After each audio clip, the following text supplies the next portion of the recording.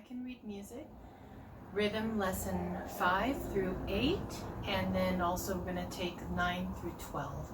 So what I usually do is once I have taught Rhythm 1 through 4 to my student, then I give them a week, especially in the beginning. I move a little bit more slowly, and then when they come back for the lesson, we do a little bit of review and I check their work, and then we move on to the next new thing. So what we'll do is we'll take Rhythm 4 and just do a quick review. So I tell them they need to practice everything, but I may kind of pick and choose and test them on anything. So any of their assignment is fair game. So today I'll choose Lesson 4, Rhythm, and we'll do line, line 2. Okay, so let's do line 2 together.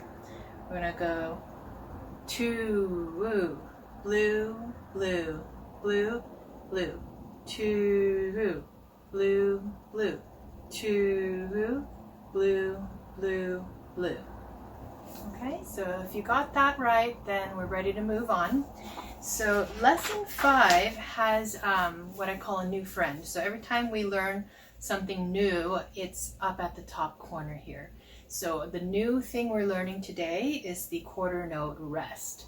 And it looks like this. It has this sort of squiggly looking shape. And basically every note, I believe I said last time, has a rest counterpart. So if you see like this note, the quarter note, then it has a rest that matches it. If you see this half note, it has a rest that matches that, right? So in this case, it says a quarter rest equals a silent quarter note. So what I have my students do in this case is to say blue, but in their head, okay? If they really have trouble with it, then they can say like really quietly, but I want them to feel that silence and be able to hold that in their mind during the duration of the silence, okay? So in this case, line 1, it'll be blue, blue, 2, blue, blue, blue, blue, blue, blue, 2. And then I ask my student, especially if they're young, I say, did you say blue in your head? You know, so we make sure we really say blue. And it has to be the full duration. So all of these blues across the line here, they all need to match in their length. Okay, so we'll go ahead and try line 2 here. Blue, blue, blue. Blue, blue.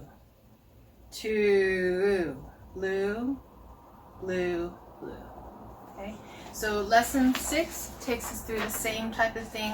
7, 8, again, Joanne Martin, she changes the time signature on every page so that, you know, the feeling of the beat, the groupings, right? So basically what time signatures are is just how are we grouping the notes?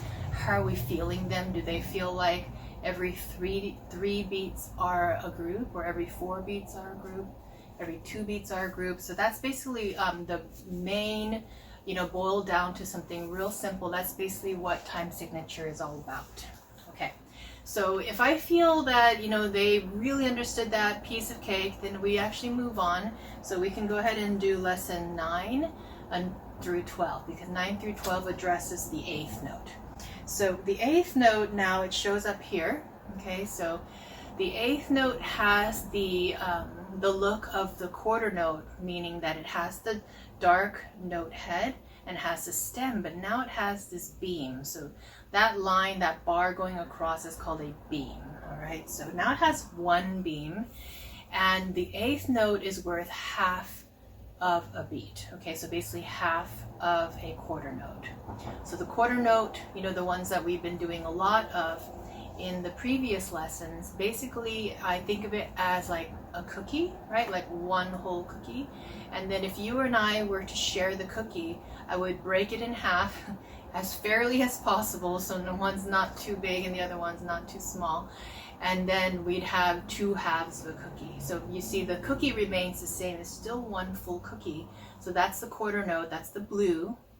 And then we would divide it in half, and then so now we have 2 pieces. So that's the 8th note and the 8th note. So the concept of the 8th note is that it's half a cookie, or it's half a blue, all right? It's half a beat. So all those statements I just said are true. Now, often because it's worth half, like 1/8 note is worth half, often they come in pairs, you know, so it's kind of like cherries, you know. We're in summer now. I love the summer fruits. I often buy fresh cherries, and sometimes the cherries come alone, sometimes the cherries come attached by twos, and sometimes they are attached in three, right? So I don't think I've ever seen a 4 attached before, but anyway, often they're attached like 2. So that's why you see that beam, because the beam attaches the 2 stems going down to the 2 note heads. So that's the most common look of the 8th note.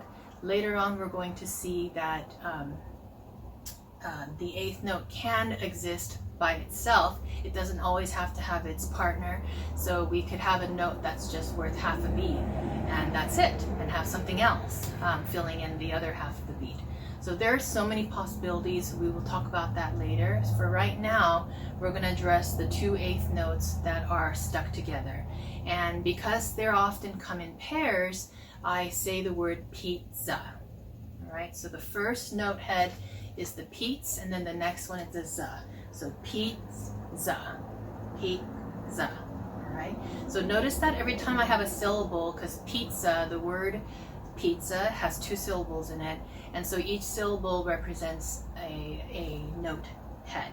Okay, so this group together, you know, the group that has the beam attaching, you know, attaching to the 2 notes as a group, that's a pizza.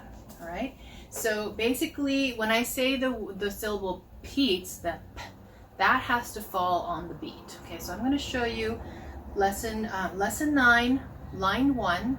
All right, I'm going to go this way. So we're going to say blue and pizza. Okay, ready? Blue, blue, blue, pizza, blue, blue, blue, pizza, blue, blue. Okay, now I'm going to also do line 2, and this time I'm going to keep a beat so you can hear the steady pulse. Okay, so just follow along with your eyes here.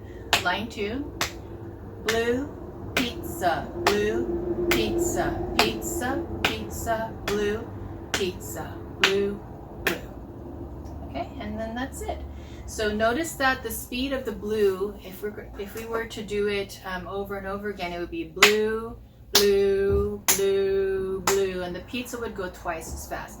Pizza, pizza, pizza, pizza. So often we do that exercise as well. And then sometimes I'll say the blue while the student says the pizza.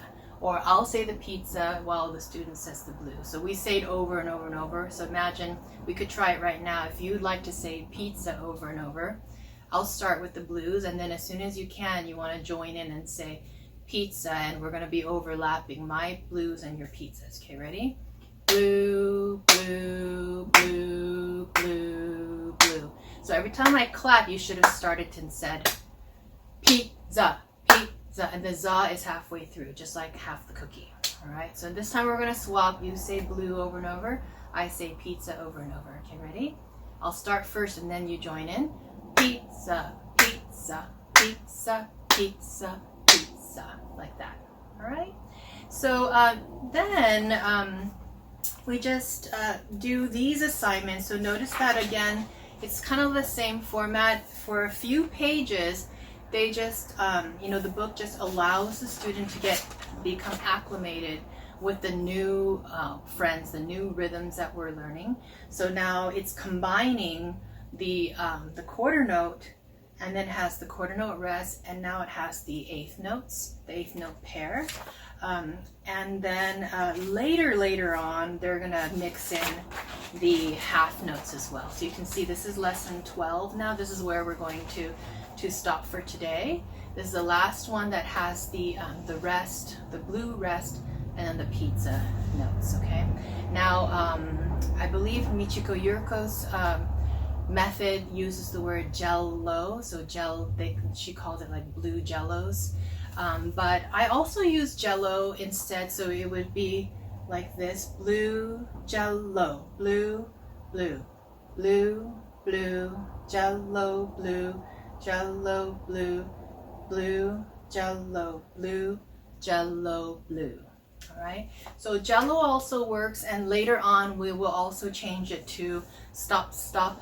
We can use all sorts of words to say our rhythms. I've even heard people use apple, apple. So anything that feels right and has the rhythm and the correct accenting, the correct groupings, the correct number of syllables, if it's useful, do it. Okay, but I find that probably pizza is the most popular because it has such strong consonants, and so it makes, if you just say jello, jello, jello, it's a little bit easy to swallow the L sound, and it's easy for it to kind of roll forward and kind of speed out of control, right? So pizza, pizza is kind of nice, all right? Plus later on we're going to talk about pepperonis, and then we can talk about pepperoni pizzas, and blue pepperonis and blue pizzas and things. So it starts to get interesting, and we say things that we maybe didn't mean to say, but it sounds kind of funny. So it's a lot of fun. And so try those lessons out, and then we're going to meet up again later and do starting from rhythm 13. All right, have a great day.